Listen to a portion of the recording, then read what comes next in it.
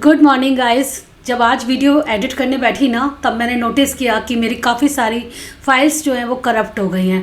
तो वो क्लिप्स तो मैं आपके साथ नहीं शेयर कर पाऊँगी और मुझे दुख भी बहुत हो रहा है, लेकिन क्या कर सकते हैं। कभी कभी हमारे साथ ऐसा हो जाता है कि मेहनत से करा हुआ काम भी आपका खराब हो जाता है। 2 दिन पहले सोफे के कवर वॉश किए थे। इन दिनों काफ़ी बिजी रही हूँ मैं, घर में भी काफ़ी सारा आना जाना रहा है। फिर कशिश भी घर पे थी, तो कभी भी पैर ऊपर करके बैठ गए तो सोफे के कवर बहुत ज़्यादा गंदे लग रहे थे। मैं बस टाल रही थी ये सोच के कि विंटर है, कहाँ सूख पाएंगे, लेकिन मैंने फिर धो ही दिए। और वॉश होने के बाद इनका कपड़ा बहुत बढ़िया निकला है। फर्स्ट टाइम वॉश किए मैंने जब से परचेज किए हैं। कपड़ा एज इट इज रहा, ना सिकड़ा आई मीन श्रिंक नहीं हुआ। ब्रेकफास्ट तैयार कर रही थी मैं और यहाँ पर बना रही हूँ स्प्राउट्स। उसके लिए थोड़ा सा ऑयल डाला है, उसमें हल्का सा जीरा डाला है, एक प्याज डाली थी जिसे भून लिया था और उसके बाद मैंने इसमें टमाटर भी डाल दिए, उसे भी भून लिया। और मसाले तो उसमें कुछ ना के बराबर ही पड़ते हैं, जितना कम डालो उतना अच्छा है। अपने आप में एक हेल्दी ब्रेकफास्ट है। इसी के साथ साथ मैंने लंच भी रेडी किया था। लेकिन गाइस, जैसे कि मैंने स्टार्टिंग में बोला था कि कुछ क्लिप्स मेरी डिलीट हो गई, आज डिलीट नहीं हुई है बल्कि करप्ट हो गई थी। यहाँ पर मैंने रेड और येलो पेपर भी डाली है। थोड़े मसालों में मैंने डाला है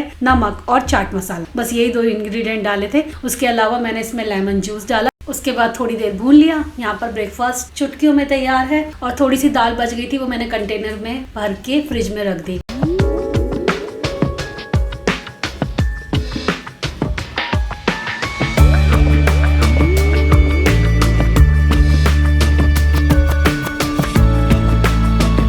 यहाँ पर ना थोड़ा सा काम चल रहा था। एक्चुअली जो गैस की पाइपलाइन थी ना, उसमें ऐसा लगा जैसे कि गैस जो है बाहर लीक हो रही है। तो हमने कंप्लेंट लॉग इन कर दी थी, तो ये लोग ठीक करने के लिए आए थे, तो पाइप वगैरह चेंज करके जाएंगे। आज मेरा मन था कि मैं अपना रेफ्रिजरेटर अच्छे से डीप क्लीन करूं। सर्दियों की वजह से बहुत सारे काम टल जाते हैं और आज मैंने सोचा था जितने भी टले हुए काम है ना, उनको आज मुझे कंप्लीट करना ही है। उनमें से मेन टास्क मेरा ये रेफ्रिजरेटर क्लीन करना था। और जब भी कभी इसको क्लीन करने की बारी आती है तो आपके 2 से 3 घंटे लग जाते हैं, क्योंकि डीप क्लीनिंग की मैं बात कर रही हूँ। एक्चुअली दिवाली पे स्किप हो गया था, ये मैं नहीं कर पाई थी और कामों में बिजी हो गई। बाकी सारी सफाइयां हो गई थी। तो आज मैंने सारा सामान पहले बाहर निकाला। ये गाजर का हलवा मिनी दीदी ने पैक करके दिया था प्रशांत के लिए। और फिर मैं क्या करती हूँ ना, पहले सारे के सारे जितने भी इसमें शेल्फ्स लगे होते हैं वो सब बाहर निकाल देती हूँ। उससे मेरा काम आसान हो जाता है। ये लोग भी पाइप चेंज करके अब जा रहे हैं। गैस का तो ऐसा चक्कर होता है कि अगर थोड़ा सा भी शक हो ना तो बुला लो। मैंने तो तुरंत बुला लिया था, मुझे इस पे कोई भी वो नहीं लेना था रिस्क। यहाँ पर सारा सामान निकालकर मैं रेफ्रिजरेटर से बाहर रख रही हूँ और मैं दिखाऊंगी कि किस टाइप के ऑर्गेनाइजर आपको बहुत हेल्प करेंगे, कि जिन्हें आप यूज करोगे तो आपकी जो रेफ्रिजरेटर है वो काफी ऑर्गेनाइज रहेगा।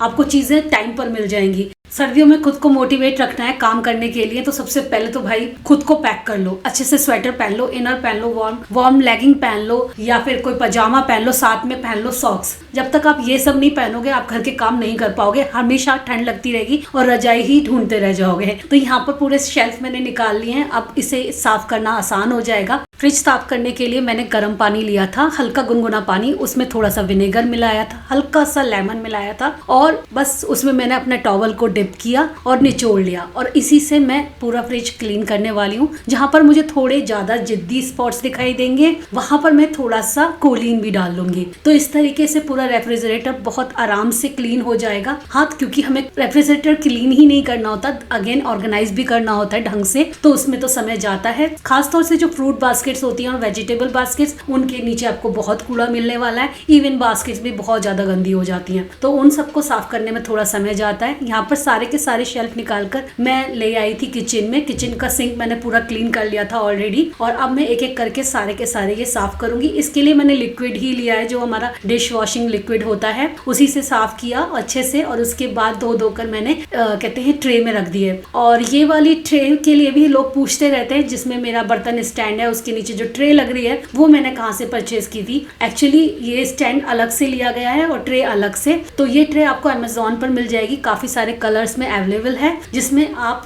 स्टील वाले स्टैंड को इसके ऊपर रख सकते हो। तो पानी जितना भी ड्रिप होता है वो सिंक में ही चला जाता है। फ्रिज में से ग्लास की शेल्फ निकाल तो लो, इन्हें साफ करते समय बहुत ही केयरफुल होना पड़ता है, क्योंकि अगर एक भी ब्रेक हो जाए ना तो पूरा फ्रिज खराब हो सकता है। और ये ऐसी भी चीज नहीं है कि जो मार्केट में इजीली अवेलेबल हो, क्योंकि मॉडल टू मॉडल ये चेंज भी हो जाते हैं। तो इस टाइम मुझे बहुत केयर से काम करना था। सुखाने के लिए मैंने इस बर्तन स्टैंड में रख दिया। पहले सारे मैंने एक साथ वॉश कर लिए थे, उसके बाद मैंने इसे ड्राई कर लिया। ड्राई करने के लिए भी ना माइक्रोफाइबर या फिर कोई सूती कपड़ा ही इस्तेमाल करें, वरना इन पर स्क्रैचेस भी बहुत जल्दी आ जाती हैं, जो कि बिल्कुल अच्छी नहीं लगती हैं। फिर मेरे दिमाग में एकदम से आया, नहीं मैं नीचे कुछ बिछा लेती हूँ, कहीं पता चला ड्राई करते समय ये गिर ना जाए हाथ से। तो आप भी प्रिकॉशन के तौर पर नीचे कोई टॉवल या फिर इस टाइप का मैट बिछा सकते हैं। और इस टाइप के ड्राइंग मैट आपको होम सेंटर पर या फिर अमेजोन पर भी मिल जाएंगे। कुछ लोगों को रेफ्रिजरेटर का लिंक और मॉडल नंबर भी चाहिए था, तो वो आप डिस्क्रिप्शन बॉक्स में चेक कर लीजिएगा, वहां पर मैं छोड़ दूंगी। ये मैंने 2020 में परचेज किया था, स्टार्टिंग में जनवरी या फरवरी में करा होगा, और तब से मैं इस्तेमाल कर रही हूँ। मुझे बहुत पसंद आया है। जरूरी नहीं है आपके घर में ज्यादा लोग हो तभी आप इस टाइप का रेफ्रिजरेटर लीजिए, क्योंकि इसमें सामान इस टाइप का आप रख सकते हो जो कि आप बाहर रखोगे तो खराब जल्दी हो जाता है। तो इसीलिए ये बहुत यूजफुल है और मेरे को पूरा अच्छे से काम में भी आता है। और यहाँ पर मैंने सारे शेल्फ लगा दिए। शेल्फ की केयर करने के लिए मैं ऊपर से मैट होते हैं ना, ट्रांसपेरेंट मैट्स, वो भी मैं लगा देती हूँ। इससे इस पे स्क्रैचेस नहीं आती, और जब भी मैं इसे साफ करती हूँ तो ये नया ही लगता है। ऐसा नहीं लगता कि ये इतना पुराना हो गया है। 3 साल तो हो गए ऑलमोस्ट यूज करते हुए मुझे, तो अभी भी ये बिल्कुल वैसे ही चमकता है। तो कुछ चीजों की अगर आप केयर करोगे ना तो वो लॉन्ग लास्टिंग रहती है। इस टाइप की ट्रे मैंने ऑर्गेनाइज करने के लिए ले रखी है, जो कि रेफ्रिजरेटर को बहुत अच्छे से ऑर्गेनाइज करने में हेल्प करती हैं। बास्केट्स ले रखी है मैंने, तो ये सब आप जरूर रखिए अपने उसमें। और ये पान है जो कि रुद्रांश की बर्थडे वाले दिन पैक कराया था, लेकिन खाया नहीं उस टाइम, और घर पर लाकर मैंने रख दिया। आज खाऊंगी खाना खाने के बाद। मुझे बहुत पसंद है पान। और यहाँ पर मैं अब साफ करने वाली हूँ डोर वाला एरिया।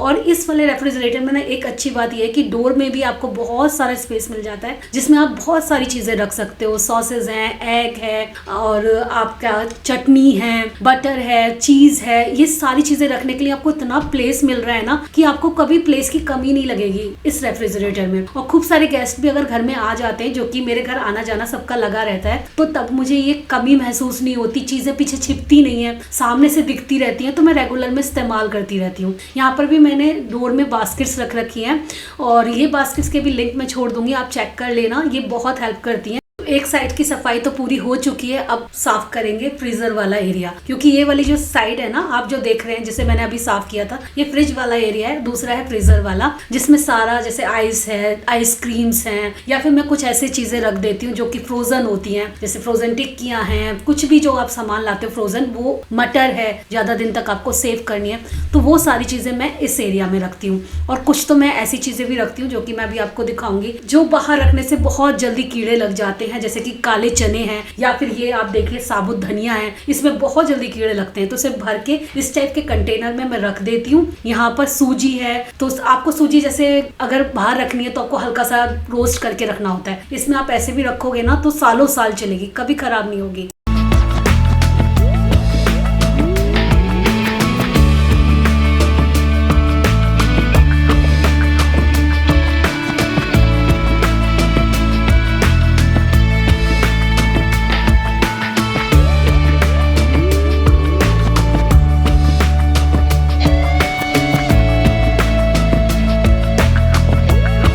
सफाई जब करने चलते हैं ना तो थोड़ा थोड़ा करके काम बढ़ जाता है। होता क्या है ना कि हर बार मैं दिवाली के टाइम पे फ्रिज साफ करती हूँ, लेकिन इस बार वो रह गया मेरा। और फिर वो तब से मेरे दिमाग में चढ़ा हुआ था कि मुझे डीप क्लीनिंग करनी है फ्रिज की। वैसे बीच बीच में होता रहता है, फ्रिज बड़ा है तो इतना फैलता नहीं है, ऑर्गेनाइज रहता है, तो इसलिए आसानी से साफ भी हो जाता है। लेकिन जो डीप क्लीनिंग होती है ईयरली वाली, वो नहीं हुई थी, तो वो मेरे दिमाग में चल रहा था। तो एक एक चीज निकाल के मैंने अच्छे से साफ कराई है। और अभी फिलहाल हम करेंगे थोड़ी सी बेकिंग, क्योंकि आपको पता है ठंडी है, और ठंडी में बेक फूड्स ज्यादा अच्छे लगते हैं। मन कर रहा है। मैंने कहा रीमा आज पिज्जा बनाते हैं, बहुत दिन से ना तो बाहर से खाया नहीं खाया। तो जिस दिन कशिश गए ना उस दिन लास्ट डे हमने लापीनो का पिज्जा खाया था। मैं तो भूल गया। और कुछ बनाना है इसके साथ? नहीं, बस 2 पिज्जा है, एक तुम्हारा एक मेरा। बहुत होते हैं। हाँ,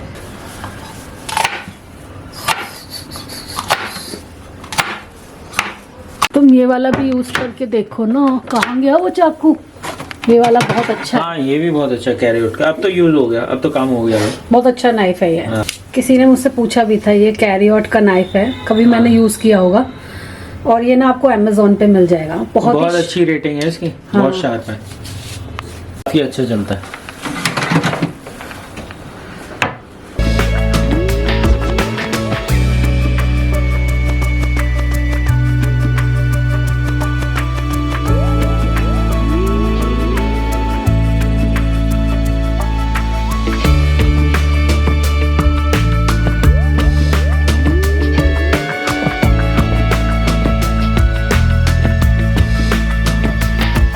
पिज़्ज़ा बन के तैयार है, मेरी मेहनत से बना है। रीमा सर्व कर दो। बहुत मेहनत करी मैंने बहुत ज़्यादा मेहनत करी है, जान लगा दी मेहनत करी, ओवन में डाला, सब्जियां डाली। और मैं क्या ये बोलूँगी, इतना शिद्दत के साथ बनाया है कि अब खाना तो पड़ेगा। इसमें एक जगह मिर्च ज़्यादा पड़ गई थी, वो तुम्हारा है। याद है कौन सा था वो? अभी मैं देखूंगा, साइड में पड़ी थी।